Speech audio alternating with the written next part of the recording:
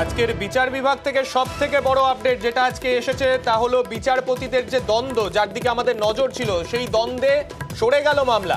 মেডিকেলে ভর্তি সংক্রান্ত সব মামলা সুপ্রিম কোর্টে স্থানান্তর। বিচারপতি সৌমেন সেন এবং বিচারপতি অভিজিৎ গঙ্গোপাধ্যায়ের দ্বন্দ্বে এই মামলা সরানো হলো বলে মনে করা হচ্ছে। আমাদের প্রতিনিধি অর্ণবের কাছে আরও একবার যাব। অর্ণব, নজিরবিহীন এই পদক্ষেপ সুপ্রিম কোর্টের তরফ থেকে স্বতঃপ্রণোদিত হয়ে এই যেভাবে আমরা দেখলাম যে গোটা মামলা সেটা সুপ্রিম কোর্ট হস্তান্তর করলো নিজের হাতে, এটা এর আগে কি কখনো ঘটেছে?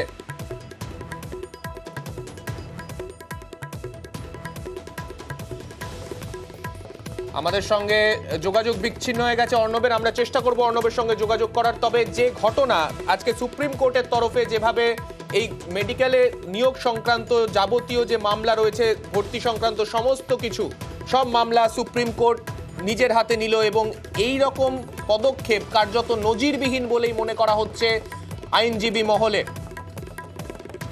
এর আগে আমরা নজর রেখেছিলাম একদিকে অভিজিৎ গঙ্গোপাধ্যায় মাননীয় বিচারপতি, পাশাপাশি বিচারপতি সৌমেন সেনের মধ্যে যে দ্বন্দ্ব, সেই দ্বন্দ্ব কার্যত নজিরবিহীন আকার নিয়েছিল। একে অন্যের বিরুদ্ধে তারা যেভাবে সরব হয়েছিলেন সেই দিকে প্রত্যেকের নজর ছিল এবং সেই পদক্ষেপের পর সুপ্রিম কোর্টের প্রধান বিচারপতির নেতৃত্বে একটি বেঞ্চ গঠন করা হয়। 5 বিচারপতিদের নিয়ে যে বেঞ্চ গঠন করা হয়েছিল সেই বেঞ্চের তরফেই এই সিদ্ধান্ত। 3 সপ্তাহ পর এই মামলার শুনানি হবে এমনটাই জানানো হয়েছে সুপ্রিম কোর্টের তরফে।